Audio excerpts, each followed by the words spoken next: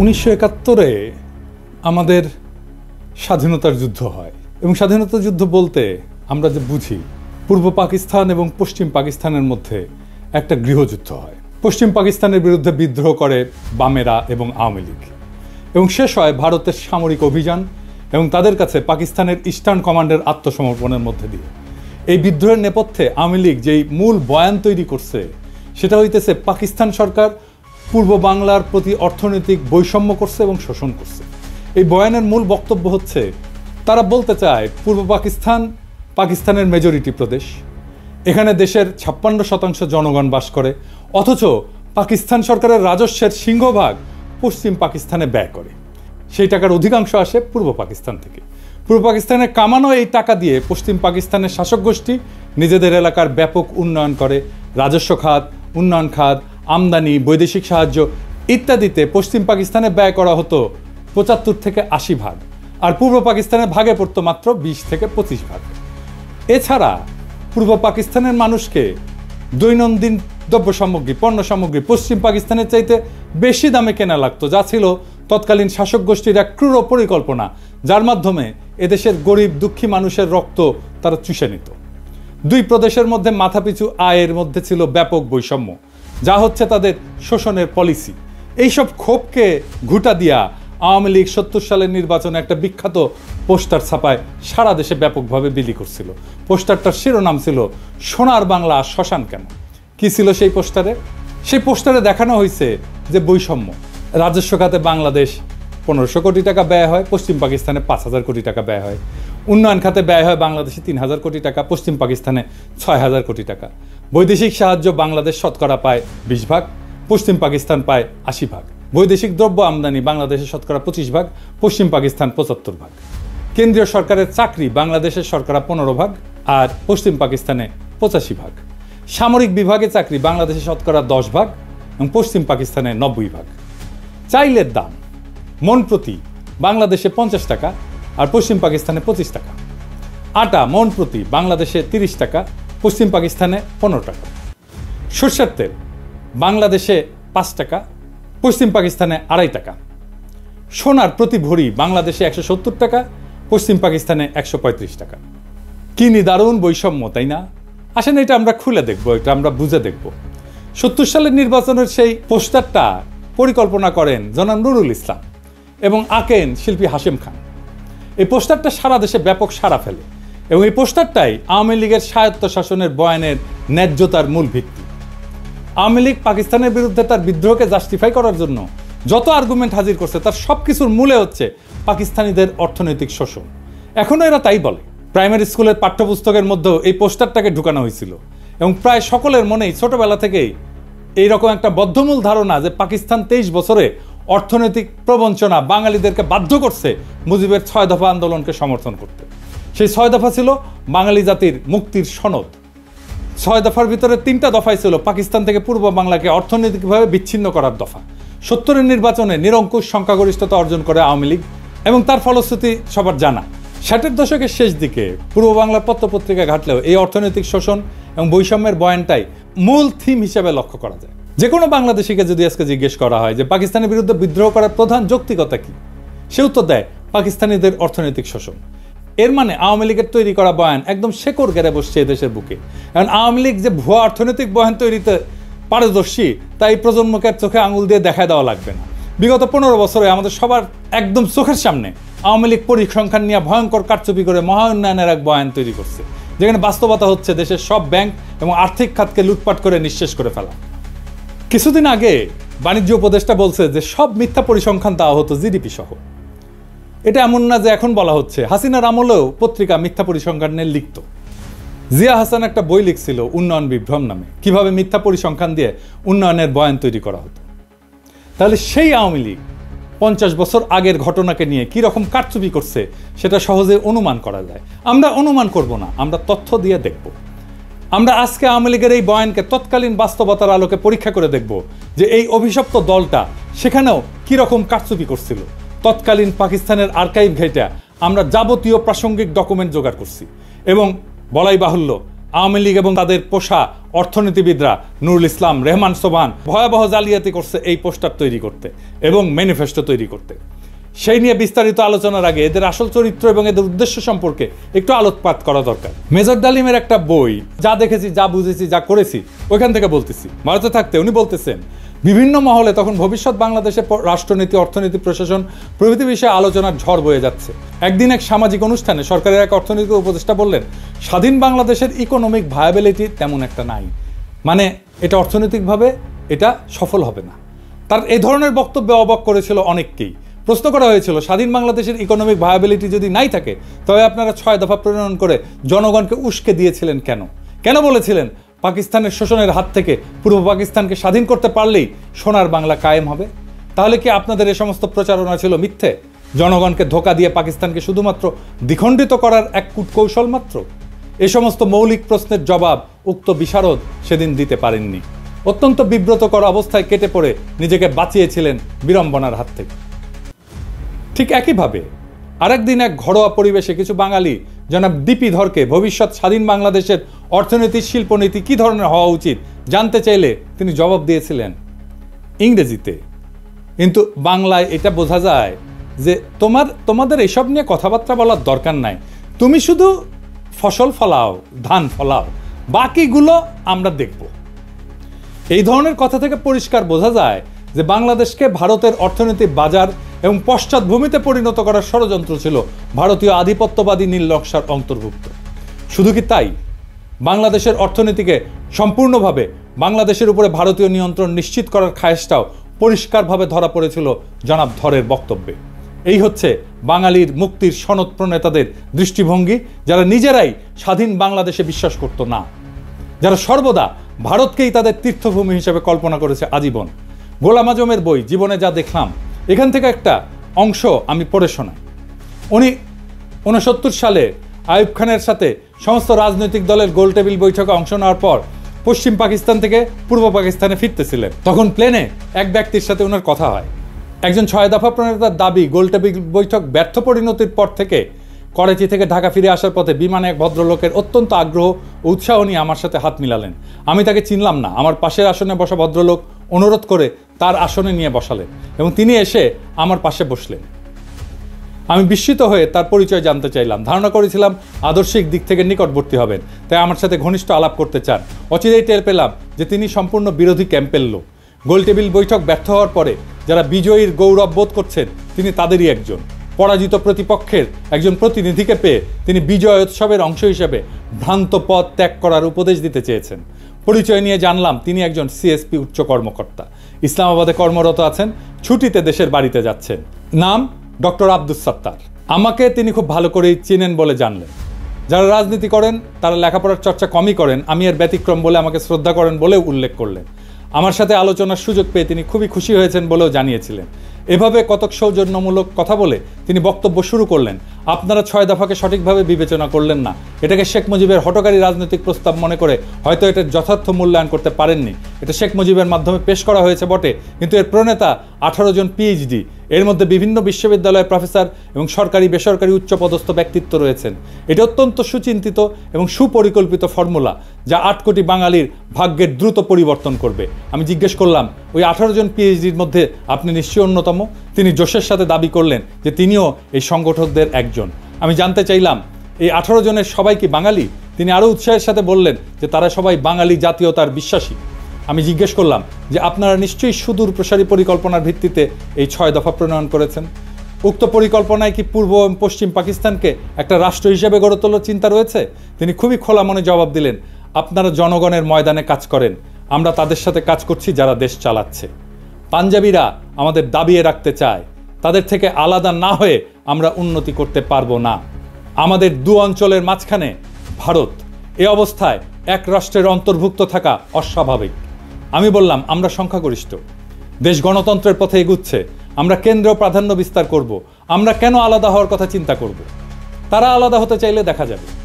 এর জবাবে তিনি এমন কথা বললেন যা শুনে আমি চমকে গেলাম। তিনি বললেন, বাঙালি জাতি হিসাবে আমাদেরকে চিন্তা করতে হবে 47 সালে বাঙালি জাতিকে বিভক্ত করায় আমরা জাতি হিসেবে দুর্বল হয়ে গেছি। বাঙালি জাতি ঐক্যবদ্ধ হলে গোটা উপমহাদেশে আমরা বিশাল মর্যাদার অধিকারী হতে পারবো। আমি জানতে চাইলাম, পশ্চিমবঙ্গের বাঙালিরা কি ভারত থেকে আলাদা হয়ে আমাদের সাথে মিলে আলাদা রাষ্ট্রে অন্তর্ভুক্ত হতে রাজি হবে? তিনি আস্থার সাথে বললেন, আলবৎ তারা প্রস্তুত হবে, তারা কলকাতাকে রাজধানী করতে চাইবে। বঙ্গদেশ বিভক্ত না হলে তো আমাদের পূর্ব পাকিস্তানের রাজধানী কলকাতাতেই থাকতো। ব্রিটিশ আমলেও কলকাতা বহু বছর ব্রিটিশ ভারতের রাজধানী ছিল। এখানে লক্ষণীয় যে উক্ত ব্যক্তি খালি 6 দফাতেই সন্তুষ্ট নন, উনি প্রত্যক্ষভাবে বাংলার সাথে যোগ দেওয়ার জন্যে উদ্গ্রীব এবং সেই জন্যে পূর্ব বাংলার রাজধানী ঢাকা থেকে কলকাতাতে সরাই দিতেও প্রস্তুত। ক্ষুদিরাম সূর্য সেনের মন্ত্রমুগ্ধ শিষ্য, 47 সালের পার্টিশনের ইতিহাস সম্পর্কে যাদের মিনিমাম পড়াশোনা আছে তাদের জানার কথা, কংগ্রেসের দাবির মুখে লর্ড মাউন্টব্যাটেন মুসলিম সংখ্যাগরিষ্ঠ প্রদেশ পাঞ্জাব এবং বাংলাকে পার্টিশন করার সিদ্ধান্ত নেন, যেটার পুরোটা পাকিস্তানে আসার কথা ছিল। কায়েদে আজম জিন্নাহ অনিচ্ছা সত্ত্বেও এই পার্টিশনের সিদ্ধান্তকে মেনে নেন, যেটা ছিল তার স্টেটসম্যানশিপের পরিচয়। জিন্নাহ এটা নিয়ে আফসোস করে পোকায় কাটা পাকিস্তান বলেছিলেন। মাউন্টব্যাটেন প্ল্যানের আগ পর্যন্ত কংগ্রেস, মুসলিম লীগ এবং ইংরেজ সরকারের মধ্যে যত আলোচনা হয়েছে তার মুখ্য টপিক ছিল নতুন সংবিধানে ব্রিটিশ ভারতের 11টি প্রদেশের মধ্যে কী রকম সম্পর্ক থাকবে স্বাধীনতার পর। 1946 সালের ক্যাবিনেট মিশনে পুরো ভারতকে অখণ্ড রেখে মুসলিম প্রধান প্রদেশগুলোকে ম্যাক্সিমাম অটোনমি দেওয়ার একটা প্রস্তাব সংবিধানে করা হয়, যেটাতে মুসলিম লীগ এবং কায়েদে আজম সম্মতি প্রদান করেন। কংগ্রেস এবং নেহরু সেই প্রস্তাব মানতে রাজি না থাকায় কায়েদে আজম এরপর পূর্ণ স্বাধীনতার দাবি করেন। মাউন্টব্যাটেন প্রস্তাবের আগ পর্যন্ত প্রদেশগুলোকে অখণ্ড রেখে কোন প্রদেশ ভারতে থাকবে আর কোনটা পাকিস্তানে যাবে সেটা নিয়ে নেগোসিয়েশন চালান। মুসলিম লীগ 11টি প্রদেশের মধ্যে 4টি মুসলিম প্রধান প্রদেশ বাংলা, পাঞ্জাব, সিন্ধু, উত্তর পশ্চিম সীমান্ত প্রদেশ দাবি করে। মাউন্টব্যাটেন নেহরু দিয়ে ইনফ্লুয়েন্স হন। এই নেহরুর সাথে মাউন্টব্যাটেনের স্ত্রীর একটা অ্যাফেয়ার ছিল, দরকার পড়লে এটা রেফারেন্স দেওয়া যাবে। তো এই ইনফ্লুয়েন্সড হয়ে বাংলা এবং পাঞ্জাবের পুরো প্রদেশ না দিয়ে সেটাকেও পার্টিশন করার সিদ্ধান্ত নেন। 3রা জুন মাউন্টব্যাটেনের পার্টিশনের সিদ্ধান্তের পর ব্রিটিশ পার্লামেন্টের প্রথম প্ল্যানে, যেটা জুলাই মাসে ইন্ডিয়ান ইন্ডিপেন্ডেন্স অ্যাক্ট 1947-এর ভিতরে অন্তর্ভুক্ত ছিল, বাংলা প্রদেশের 5টি বিভাগের বর্ধমান প্রেসিডেন্সি, রাজশাহী, ঢাকা, চট্টগ্রাম 28টা জেলার মধ্যে পাকিস্তানকে 16টা জেলা প্রদান করা হয়। বর্ধমান বিভাগকে সম্পূর্ণ ভারতে, ঢাকা এবং চট্টগ্রাম বিভাগকে পার্বত্য চট্টগ্রাম ডিস্ট্রিক্ট বাদে, পার্বত্য চট্টগ্রাম পরে অন্তর্ভুক্ত হয়েছে, সম্পূর্ণ পাকিস্তানকে প্রদান করা হয়। প্রেসিডেন্সি বিভাগের 6টি জেলার মধ্যে পাকিস্তানকে 3টা, যশোর, মুর্শিদাবাদ, নদিয়া এবং ভারতকে 3টা জেলা, কলকাতা, 24 পরগনা, খুলনা প্রদান করা হয়। রাজশাহী বিভাগকে পার্টিশন করে 8টি জেলার মধ্যে 6টি জেলা, বগুড়া, দিনাজপুর, মালদা, পাবনা, রাজশাহী, রংপুর পাকিস্তানে এবং অবশিষ্ট 2টি জেলা দার্জিলিং, জলপাইগুড়ি ভারতে প্রদান করা হয়। এছাড়া জুলাই মাসে আসামের সিলেট জেলাতে গণভোট হয়, সেখানকার সংখ্যাগরিষ্ঠ মুসলিম পাকিস্তানে যোগ দেওয়ার পক্ষে ভোট দেয়। এরপরে স্যার সিরিল রেডক্লিফকে প্রধান করে একটা পার্টিশন কমিশন বানানো হয় ফাইনাল ডিটেলস ঠিক করার জন্য। স্যার রেডক্লিফ ইন্ডিয়ান ইন্ডিপেন্ডেন্স অ্যাক্টের প্ল্যানে অদল বদল করেন। প্রথমত উনি মুর্শিদাবাদ, নদিয়া এবং মালদা জেলাকে ভারতে প্রদান করেন, পাকিস্তানকে ভারত থেকে খুলনা নিয়ে প্রদান করেন, এছাড়া পাকিস্তানকে পার্বত্য চট্টগ্রাম জেলা প্রদান করেন। খালি এতটুকু করেই ক্ষান্ত হন নাই, উনি এরপরে পার্টিশনের ইউনিটকে জেলা থেকে থানা পর্যায়ে নামায় আনেন। অর্থাৎ খালি মুসলিম সংখ্যাগরিষ্ঠ জেলার মধ্যে যেসব থানা মুসলিম সংখ্যাগরিষ্ঠ সেগুলোকেই পাকিস্তানের ভাগে পড়ে, প্রদেশ থেকে ইউনিট একেবারে থানাতে নামায় আনছে। এর ফলে রেডক্লিফ সাহেবের জলপাইগুড়ি এবং দিনাজপুর জেলাকে পার্টিশন করে মুসলিম প্রধান থানাকে পাকিস্তানে দেন। মালদা, মুর্শিদাবাদ পুরোটাই ভারতে থাকে মুসলিম সংখ্যাগরিষ্ঠ হওয়া সত্ত্বেও। নদিয়াকে পার্টিশন করে কুষ্টিয়া, চুয়াডাঙ্গা অঞ্চল পাকিস্তানে এবং যশোরকে পার্টিশন করে বনগা পর্যন্ত ভারতকে দেওয়া হয়। 24 পরগনা জেলা পুরোটাই ভারতে থাকে। এরপরও উনি ক্ষান্ত হন না, উনি সিলেটের 35টি থানার মধ্যে 6টি থানা কেটে করিমগঞ্জ সহ সেটা ভারতকে প্রদান করেন। এই রেডক্লিফ অ্যাওয়ার্ড দেশ স্বাধীন হওয়ার 1-2 দিন পর প্রকাশ করা হয়। রেডক্লিফ পাঞ্জাবেও ঘুটু করছে, মাউন্টব্যাটেনের চাপে পড়ে, সেটা অন্য কাহিনী, এর সাথে কাশ্মীর জড়িত। রেডক্লিফ রিভারের রেলেভেন্ট অংশ আপনি এখানে পাবেন, আমি সবগুলোই ডেসক্রিপশনে দিয়ে দিচ্ছি। 3রা জুন 1947 সালে মাউন্টব্যাটেনের পার্টিশন সিদ্ধান্ত প্রকাশিত হওয়ার পর বাংলা প্রদেশের মুসলিম লীগের নেতা সোহরাওয়ার্দী দিল্লিতে কায়েদে আজমের সাথে দেখা করতে যান। সোহরাওয়ার্দী এবং বাংলার মুসলিম লীগ ভেবেছিল পুরো বাংলা প্রদেশ পাকিস্তানে যাবে। পার্টিশনের সিদ্ধান্তে তারা স্বাভাবিকভাবে আপসেট হয়।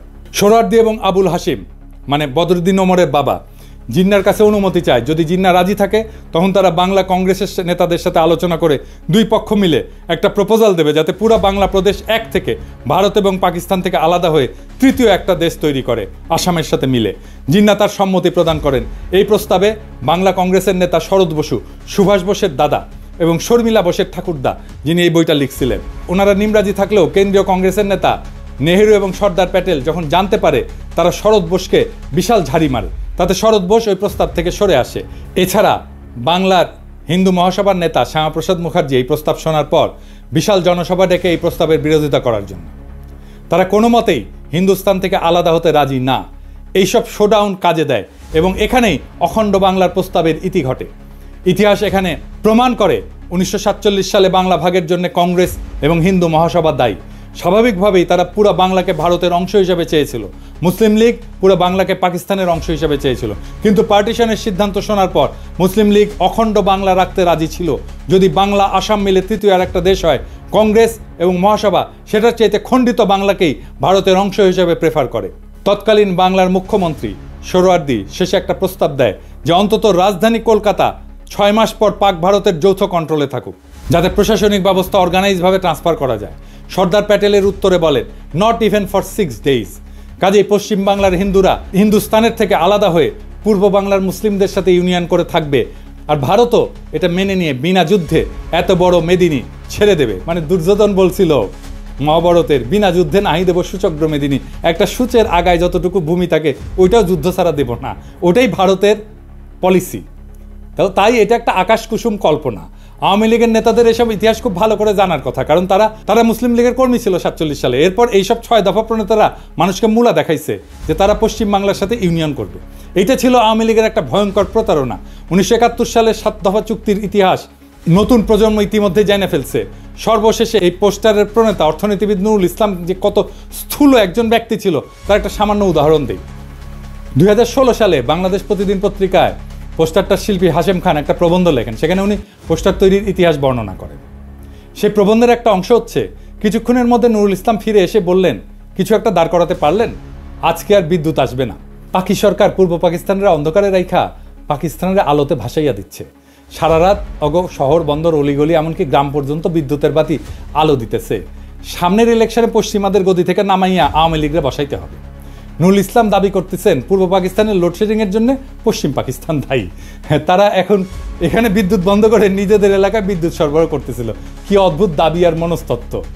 পূর্ব আর পশ্চিম পাকিস্তানের মধ্যে 1000 মাইল দূরত্ব, মাঝখানে শত্রু দেশ ভারত আর সমুদ্র, দুই অংশে বিদ্যুতের 2টা গ্রিড। এক গ্রিড থেকে আরেক গ্রিডে পাওয়ার ট্রান্সফার করা অসম্ভব একটা ঘটনা। এক গ্রিডে সারপ্লাস বিদ্যুৎ থাকলেও আর এক গ্রিডের সাথে ট্রান্সফার করার কোনো উপায় নাই। কাজে পূর্ব পাকিস্তানের বিদ্যুৎ বন্ধ কইরা পশ্চিম পাকিস্তানকে আলোর বন্যায় ভাসিয়ে দেওয়ার মতো নিতান্ত শিশুসুলভ দাবি খুবই হাস্যকর। সে নাকি বাংলাদেশের প্রধান অর্থনীতিবিদ ছিল, সে বাংলাদেশের পরিকল্পনা কমিশনের প্রধান ছিল স্বাধীনতার পরে। এই মক্কেল আবার নাকি হার্ভার্ডের গ্র্যাজুয়েট। হ্যাঁ, আরেকজন মুখ্য চরিত্র যে 6 দফার খসড়া করার ব্যাপারে অন্যতম মুখ্য ভূমিকা রাখছিল, তার নাম রুহুল কুদ্দুস, একজন সিএসপি আমলা। বাংলাদেশ স্বাধীন হওয়ার পর প্রথম ক্যাবিনেট সেক্রেটারি হয়। রুহুল কুদ্দুসের ব্যাপারে শুধু 2টা তথ্য যথেষ্ট তার চরিত্র এবং এজেন্ডা বোঝার জন্য। প্রথমটা হচ্ছে এই 50-এর দশকে একটা দুর্নীতির মামলার বিবরণ। সেখানে আমূল আসামি শেখ মুজিবুর রহমান পূর্ব পাকিস্তানের প্রাদেশিক মন্ত্রী থাকার সময় দুর্নীতির কারণে জেলে সাজাপ্রাপ্ত হন। সেই দুর্নীতি মামলায় মুজিবের সহযোগী ছিল এই রুহুল কুদ্দুস। তার পুরস্কার দিছে, যেহেতু মামলা ফাঁসিছে তার পুরস্কার দিছে সেক্রেটারি বানায়। আর একটা মামলা হচ্ছে আগরতলা ষড়যন্ত্র মামলা, যেখানে আসামিরা ভারতের প্রত্যক্ষ সাহায্যে পূর্ব পাকিস্তানে বিদ্রোহ সংগঠিত করে বিচ্ছিন্ন হওয়ার পরিকল্পনা করে। সেই মামলার অন্যতম প্রধান আসামি ছিল এই রুহুল কুদ্দুস। আগরতলা মামলার বয়ানে প্রথমে মিথ্যা মামলা বলে প্রচার করা হয়েছিল আমাদের ছোটবেলায় পাঠ্যপুস্তকে। এই মামলাকে মিথ্যা মামলা হিসেবে দেখানো হয়েছিল, কিন্তু 2011 সালে মামলার অন্যতম আসামি কর্নেল শওকত আলী আওয়ামী লীগের ডেপুটি স্পিকার ছিল, গর্বের সাথে একটা বই লেখে, সত্য মামলা আগরতলা।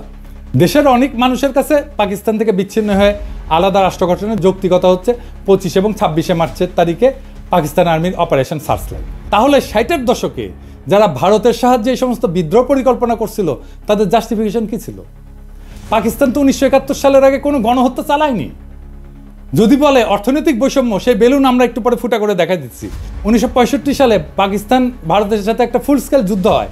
ঠিক তার পরপর কোন ধরনের চরিত্রের মানুষ সেই ভারতের থেকে অস্ত্র এবং টাকার সাহায্য নিয়ে পাকিস্তানের বিরুদ্ধে বিদ্রোহ করার পরিকল্পনা করে? এই ধরনের মানুষেরা পাকিস্তানের তথাকথিত শোষণের বয়ান তৈরি করে জনগণের মধ্যে ফেরি করছে। এখানে প্রফেসর সৈয়দ সাজ্জাদ হোসেনের কিছু অবজারভেশন খুবই গুরুত্বপূর্ণ। ওনার 71-এর স্মৃতি বলে একটা বই আছে। তিনি একাধারে একজন প্রখ্যাত শিক্ষাবিদ, সাহিত্য পণ্ডিত এবং লেখক। বাঙালি মুসলমানের মধ্যে তিনি প্রথম ব্যক্তি যিনি ইংরেজি সাহিত্যে পিএইচডি ডিগ্রি অর্জন করছিলেন। রাজশাহী বিশ্ববিদ্যালয়ের ভিসি ছিলেন উনি।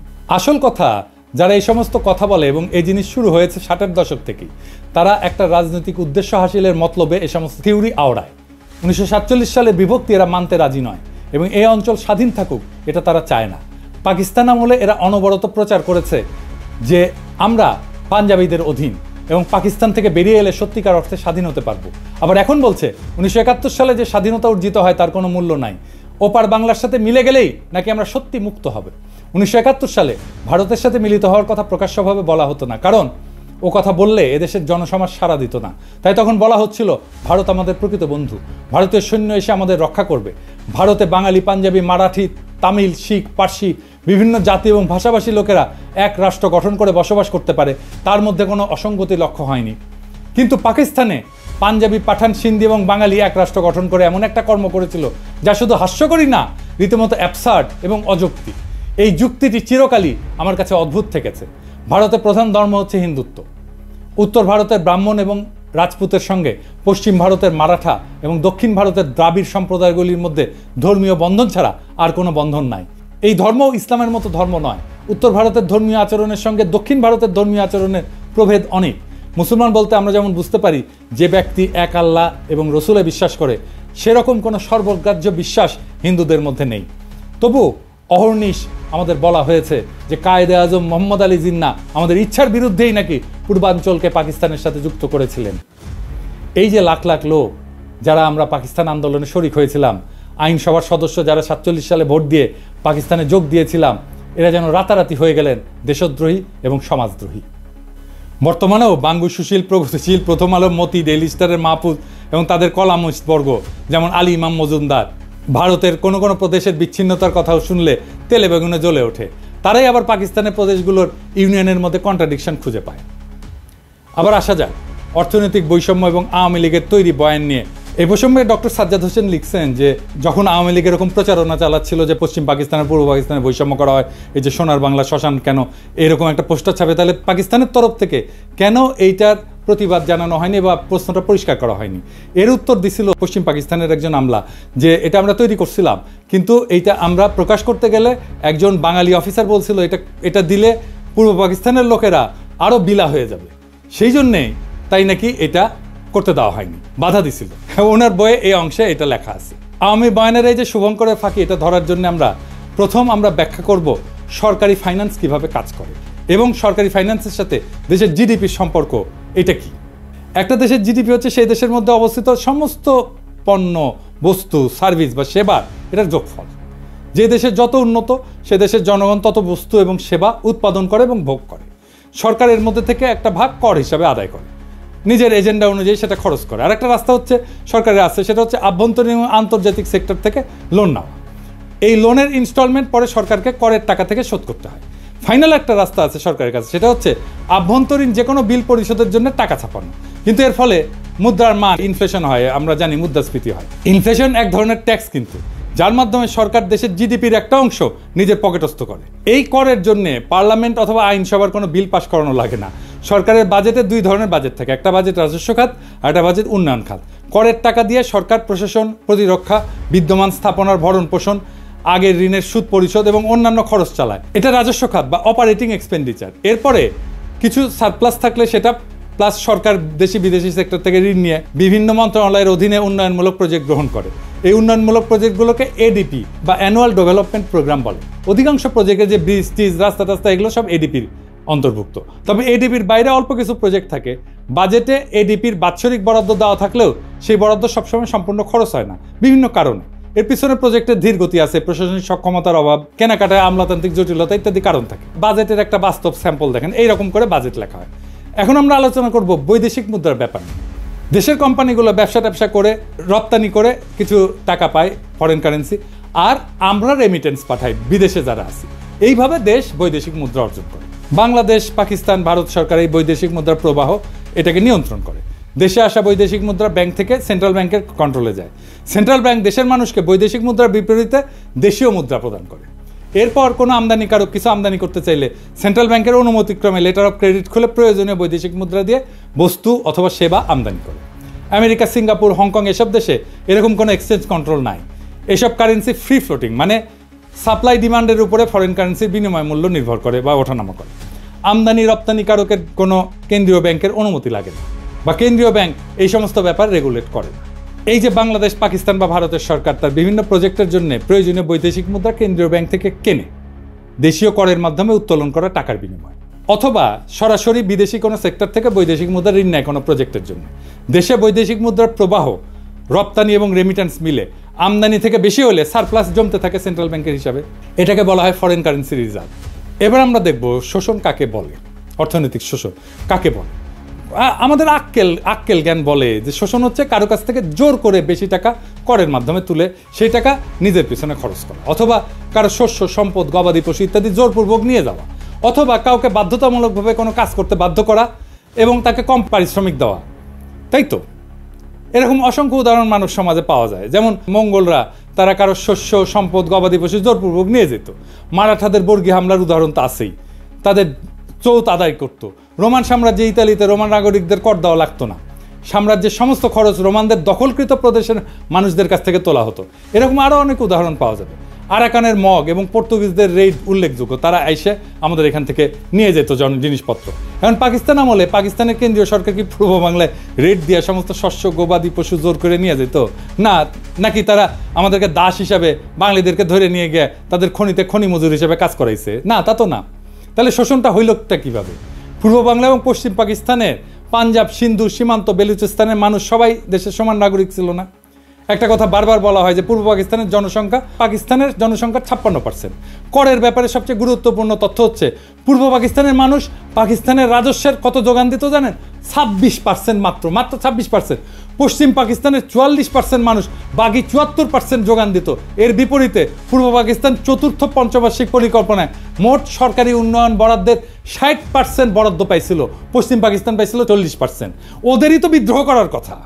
তৃতীয় পরিকল্পনায় পূর্ব পাকিস্তান পাইছিল 53%, পশ্চিম পাকিস্তানের বরাদ্দ ছিল 47%। দ্বিতীয় প্ল্যানে 63-64 সালে দুই প্রদেশের অনুপাত ছিল 50-50। একবার ব্যাপারটা ঠান্ডা মাথায় চিন্তা করে দেখেন তো, একটা প্রদেশ দেশের মোট রাজস্বের 26% যোগান দিয়ে বিপরীতে 53 থেকে 60% উন্নয়ন বরাদ্দ পাচ্ছে, তাও আবার নিজেদের শোষিত বলে জোর গলায় দাবি তোলে। আরে ভাই, বাটপাড়ির তো একটা সীমা আছে, তাই না? আরে বাটপাড়ি কেউ ধরতে পারলো না। উল্টা আমরাই তো এক হিসেবে পাঞ্জাব, সিন্ধু প্রদেশকে শোষণ করছি। তারা জনসংখ্যার অনুপাতে কম হয়েও রাজস্ব করের অধিকাংশ যোগান দিছে এবং সেই যোগানের অধিকাংশ উন্নয়ন বরাদ্দ আমরা পাইছি। তারা তো এই ব্যাপারে নিয়ে একটা টু শব্দ পর্যন্ত করেনি। আরে বেটা, চামারের চামার, তুই বেশি টাকা নিলি আবার বলিস আমাদের শোষণ করিচ্ছে। পাকিস্তানে 1955 সাল থেকে 1975 সাল পর্যন্ত 20 বছরে সর্বমোট 4টা পঞ্চবার্ষিক পরিকল্পনা হয়, মানে 5 বছরের বাজেট করা হয়। সেই বাজেটের মূল কপি এবং প্রাসঙ্গিক পরিসংখ্যান বিশ্লেষণ করলে আওয়ামী লীগের অর্থনৈতিক বৈষম্যের বয়ানের বেলুন ফুটা হয়ে যায়। লীগের পোস্টার সম্পূর্ণ ভুয়া, মন গড়া, আন্দাজে বসানো সংখ্যা। একটা মজার ব্যাপার লক্ষ্য করলে দেখা যাবে পোস্টারতে অধিকাংশ সংখ্যা 2 দিয়া গুণ করে মিলাই দেওয়া হয়েছে। যেমন ধরেন, উন্নয়ন খাতে আমাদের 3000, ওদের 6000। শতকরা অনুপাতে খুব সুন্দর করে আমাদের ভাগে 10, 15, 20, 25 বসায় দেওয়া হয়েছে। দ্রব্যমূল্যের দাম চমৎকারভাবে আমাদের সব কিছুর দাম ঠিক দ্বিগুণ একটা সংখ্যা বসায় দেওয়া হয়েছে, তাই না? একটা বাচ্চাকে অঙ্ক কষতে দিলে সে অঙ্ক না পারলে উত্তরে যেরকম একটা সংখ্যা আন্দাজে মিলায় বসায় দেয়, ব্যাপারটা ঠিক সেই রকম। তবে এই পোস্টারের প্রস্তুতকারক আওয়ামী লীগের এক টাউট অধ্যাপক। বৈদেশিক সাহায্য ঋণ উন্নয়ন বাজেটের অংশ, কাজে একটা এলাকার উন্নয়ন বরাদ্দ 50 থেকে 60%, আর সেই প্রদেশের বৈদেশিক সাহায্য মাত্র 20%। এটা একমাত্র নুরুল ইসলামের মতো টাউট একটা অধ্যাপকের মস্তিষ্ক থেকে বাইর হবে। বৈদেশিক আমদানির হিসাব সম্পূর্ণ মন গড়া, কারণ একটা দেশের মাল করাচিতে আমদানি হচ্ছে নাকি চট্টগ্রামে আমদানি হচ্ছে সেটা কাস্টমস একবারই ঢুকে। এরপরে দেশের অভ্যন্তরে সেই মাল কোন প্রদেশ থেকে কোন প্রদেশে যাচ্ছে সেটা কোনো কাস্টমস হিসাব থাকে না। কাজে কোন প্রদেশ আমদানির কত শতাংশ কনজিউম করে সেটার কোনো আলাদা অ্যাকাউন্ট ছিল না, থাকা সম্ভব ছিল না সেই সময়। আমদানির 25 থেকে 75% সংখ্যা সম্পূর্ণ কাল্পনিক। বৈদেশিক মুদ্রা কোন প্রদেশ কত আয় করে, ব্যয় করে, কনজিউম করে, একটা দেশের ভেতরে কোনো পরিসংখ্যান থাকে না। যেমনটা থাকে না জেলা ভিত্তিক হিসাব। এটা করতে হলে প্রত্যেক প্রদেশ, প্রত্যেক জেলার নিজস্ব কেন্দ্রীয় ব্যাংক লাগবে, নিজস্ব ফরেন কারেন্সি অ্যাকাউন্ট লাগবে। এক্স্যাক্টলি এই জন্যেই 6 দফার মধ্যে এই পয়েন্টটা ঢুকানো হয়েছিল। আওয়ামী লীগ নিজেও জানতো না এইসব হিসাব। তারা সম্পূর্ণ ভুয়া সংখ্যা ওরাইছে বিদ্রোহ জাস্টিফাই করার জন্য। প্ল্যানগুলোর মূল কপি এবং রেলেভেন্ট পরিসংখ্যান আমি ডেসক্রিপশনে দিয়ে দিচ্ছি। দ্বিতীয় এবং পঞ্চম পঞ্চবার্ষিক পরিকল্পনায় পূর্ব বাংলা 50%-এর কম উন্নয়ন বরাদ্দ পাইছে। তবে সর্বদা তাদের যোগান দেওয়া 25 থেকে 26% রাজস্ব থেকে বেশি বরাদ্দ পাইছে। দ্বিতীয় প্ল্যানে 26% করের বিপরীতে 39% বরাদ্দ পাকিস্তানের রাজস্ব কেন্দ্রীয় সরকার তুলে সেই বরাদ্দ প্রাদেশিক সরকারকে দিত। প্রাদেশিক সরকার বিভিন্ন প্রজেক্ট বাস্তবায়ন করত। প্রথম দুইটা প্ল্যানে বরাদ্দ 50%-এর কম দেওয়ার কারণ ছিল পূর্ব পাকিস্তানের প্রাদেশিক সরকারের সক্ষমতার অভাব। তারা বরাদ্দকৃত অর্থ দিয়ে সব প্রজেক্ট প্রকিউর করে কমপ্লিট করতে পারত না। এখনও বাংলাদেশে কিন্তু এই উন্নয়ন বাজেটের অর্থ ফেরত যায়। এখনকার বাংলাদেশের এডিপি বাস্তবায়নের হার অনেক কম। আর প্রথম পরিকল্পনা যখন গ্রহণ করা হয় তখন কেন্দ্রের প্রধানমন্ত্রী ছিল আমাদের হোসেন শহীদ সোহরাওয়ার্দী, প্রাদেশিক সরকারও আওয়ামী লীগ আতাউর রহমানের নেতৃত্বে। এছাড়া পাকিস্তানের 47 সালে স্বাধীন হওয়ার পর থেকে 11 বছর পর 1958 সালে মার্শাল ল আসার আগ পর্যন্ত ক্ষমতাতে অধিকাংশ সময় বাংলাদেশের মানুষ ছিল, পূর্ব বাংলার মানুষ ছিল। প্রধানমন্ত্রী, প্রেসিডেন্ট, এমনকি গভর্নর জেনারেল হিসাবে 3 জন প্রধানমন্ত্রী, খাজা নাজিমুদ্দিন, মোহাম্মদ আলী বগুড়ার, ইনি লিয়াকতের পরে পাকিস্তানের দ্বিতীয় লংগেস্ট প্রধানমন্ত্রী ছিলেন। আওয়ামী বয়ান এদের নাম মুছে ফেলছে। হোসেন শহীদ সোহরাওয়ার্দী 11 বছর মধ্যে সর্বমোট 5 বছর প্রধানমন্ত্রী ছিলেন। প্রথম 4 বছর ছিলেন উত্তরপ্রদেশের মুয়াজ্জির লিয়াকত আলী খান। জিন্না মারা যাওয়ার পর গভর্নর জেনারেল হন আহসান মঞ্জিলের খাজা নাজিমুদ্দিন। পাকিস্তানের all powerful president Iskandar Mirza, উনি তো বাংলার মানুষ। তার পূর্বপুরুষরা শত শত বছর ধরে বাংলার মুর্শিদাবাদে বসবাস করছিল, বাংলায় কথা বলতো। এদের নাম সময়কাল আওয়ামী লীগের বয়ানে সম্পূর্ণ মুছে ফেলা হয়েছে, যাতে তারা ষড়যন্ত্রমূলক বিদ্রোহ জাস্টিফাই করার জন্য দাবি করতে পারে পাকিস্তান বাঙালিদের কখনোই ক্ষমতায় যেতে দিবে না। এটা সম্পূর্ণ ভুয়া দাবি। বাঙালিরা ক্ষমতায় ছিল, কাজে পশ্চিম পাকিস্তানিদের ষড়যন্ত্র লজিক এখানে ধোপে টেকে না। বরং মার্শাল ল এবং আইয়ুব খান আসার পর পূর্ব বাংলার বরাদ্দ অনেক বাইরে যায়, 50% অতিক্রম করে। এটা ছাড়া পূর্ব পাকিস্তানের প্রাদেশিক সরকার প্রাইভেট ইনভেস্টমেন্ট এবং ব্যবসা বাণিজ্যকে সর্বদা নিরুৎসাহিত করছে। তারা ভ্রান্ত সমাজতান্ত্রিক মতাদর্শের কারণে অসংখ্য আমলাতান্ত্রিক লাল ফিতা তৈরি করে রাখছিল। এখানে কেন্দ্রীয় সরকারের কোনো হাত ছিল না। এই জন্যই দুই প্রদেশে পূর্ব এবং পশ্চিম পাকিস্তানের প্রাইভেট ইনভেস্টমেন্টের মধ্যে বিশাল পার্থক্য, যার জন্য সম্পূর্ণরূপে দায়ী হচ্ছে প্রাদেশিক সরকারের পলিসি, যারা সবসময় বাঙালি ছিল। মোদ্দা কথা, যেই বয়ানে বলা হয় পূর্ব পাকিস্তানের করের টাকায় পশ্চিম পাকিস্তানে বিলাসিতা করত, সম্পূর্ণ ভুয়া, ভ্রান্ত এবং উদ্দেশ্যমূলক একটা প্রচার। পূর্ব পাকিস্তানে বিশাল ডেফিসিট পূরণ করা হতো পশ্চিম পাকিস্তানের কর দিয়া। আর একটা পয়েন্ট যেটা 6 দফাতে অন্তর্ভুক্ত ছিল, এক প্রদেশ থেকে আরেক প্রদেশে মূলধন পাচার বন্ধ করতে হবে, কারণ নাকি বাংলার মূলধনে লাহোর আর করাচি গড়ে উঠছে। বাস্তব ঘটনা সম্পূর্ণ 180 ডিগ্রি উল্টা। পূর্ব বাংলার ডেফিসিট রাজ্য ছিল, এরা 26% কর দিয়ে 55% বরাদ্দ পেত, সর্বনিম্ন বরাদ্দ পেয়েছে 39%। বাস্তবে সিন্ধু পাঞ্জাবের মূলধনে পূর্ব বাংলার উন্নয়নে ব্যয় করা হয়েছে, কিন্তু তারা একবারও এটা নিয়ে আপত্তি তোলে নাই যে কেন তাদের করের টাকা দিয়ে পূর্ব বাংলাকে পালন করা হচ্ছে। আমরাই চোরের মায়ের বড় গলার মতো চিল্লাইছি। এই চার্টের দ্বিতীয় এবং তৃতীয় প্ল্যানে সরকারি খরচের হিসাব ইমপ্লিমেন্টেড, অ্যালোকেটেড না। তৃতীয় প্ল্যানে পূর্ব পাকিস্তানে অ্যালোকেটেড ছিল 16,000 মিলিয়ন রুপি, পশ্চিমে ছিল 14,000 মিলিয়ন রুপি।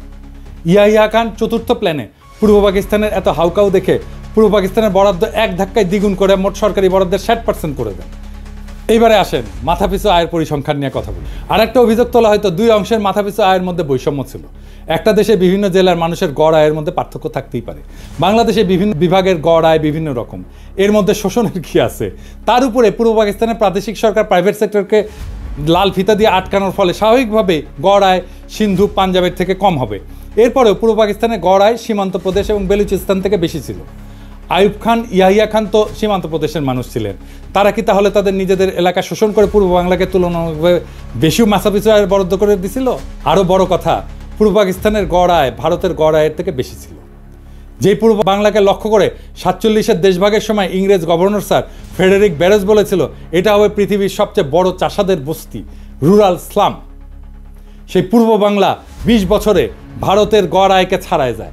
শিল্পায়নের দিক থেকে পশ্চিম বাংলার জুট মিলের সংখ্যাকে ক্রস করে। 47 সালে যেখানে পূর্ব বাংলায় একটা পাটকল ছিল না, 20 বছরে সেখানে 70টা জুট মিল হয়। যে পাঞ্জাবিদেরকে শোষক হিসেবে দেখানো হয়, তাদের নিজেদের গড় আয় সিন্ধুর থেকে কম ছিল। তাহলে কি বাঙ্গু লজিকে সিন্ধুই পাঞ্জাবিদেরকে শোষণ করতেছিল? এসব শুনলে তো ঘোড়া হাসবে। ভারত এবং যুক্তরাষ্ট্র বিভিন্ন রাজ্যে মাথাপিছু আয় বিভিন্ন রকম। ভারতের মহারাষ্ট্রের সাথে পশ্চিমবঙ্গের বিশাল পার্থক্য। পাঙ্গু সুশীলরা ভারতের কোনো উদাহরণকে কি শোষণ বলবে? মাইকেল মধুসূদন দত্ত একটা প্রহসন লিখছিল, একেই কি বলে সভ্যতা? বেঁচে থেকে এই সমস্ত ঘটনার ডিটেলস জানলে লিখতেন, একেই কি বলে শোষণ? ভারতের গড় আয় নানা প্রদেশে নানা রকম। একই কথা বলা হয় বিভিন্ন প্রদেশের মধ্যে বিভিন্ন গ্রোথ রেটের পার্থক্য। আমেরিকার বিভিন্ন রাজ্যের মধ্যে বিভিন্ন গ্রোথ রেট, ভারতের বিভিন্ন রাজ্যের মধ্যে বিভিন্ন গ্রোথ রেট, কিন্তু কোনো বয়ানে এসবকে শোষণ বলা হয় না। পাকিস্তানের ক্ষেত্রে সবাই লাফায় ওঠে, একদম শোষণের লেকচার মারা শুরু করে কেন? আর একটা বিষয় আছে, সেটা হচ্ছে কস্ট অফ লিভিংয়ের তারতম্য। পোস্টারে যে কস্ট অফ লিভিং দেখা হয়েছে, আশা করি এতক্ষণে সবাই বুঝছেন সেটা সম্পূর্ণ ভুয়া আন্দাজে বসানো সংখ্যা। এখানে আরও দুইটা কথা যোগ করি। একটা দেশের বিভিন্ন শহর গ্রাম জীবনযাত্রার খরচ ভিন্ন। ঢাকাতেও জীবনযাত্রার খরচ মাগুরার একটা গ্রামের থেকে অনেক বেশি। তাহলে কি বাঙ্গুলজিকে মাগুরার গ্রাম ঢাকাকে শোষণ করতেছে? বিশ্বের সব দেশেই শহর গ্রাম বিভিন্ন এলাকার জীবনযাত্রার খরচ ভিন্ন ভিন্ন। উন্নত শহরে খরচ বেশি হয়, যেমন নিউ ইয়র্ক সিটিতে খরচ অত্যন্ত ব্যয়বহুল, সেখানে ওহিওর একটা ছোট শহরে সে খরচ অনেক কম। তাহলে কি সবাই নিউ ইয়র্ক সিটিকে শোষণ করতেছে? এই হচ্ছে আওয়ামী লীগের তৈরি করা পাকিস্তানের অর্থনৈতিক শোষণের বয়ানের আসল রূপ। এটা দেখাই দেওয়া উচিত ছিল, কিন্তু তার অর্থ এই না যে আমরা বলবো আমাদের 1971-এর স্বাধীনতার যুদ্ধ করা ভুল হয়েছে। কিন্তু ভুল তথ্য দিয়া ভুল বুঝায় তো একটা জাতিকে চিরজীবন অন্ধ রাখা যায় না। 25শে মার্চের গণহত্যা একটা টার্নিং পয়েন্ট। ওই অবস্থা কিভাবে তৈরি হয়েছিল সেটা আরেকদিন আলাপ হবে।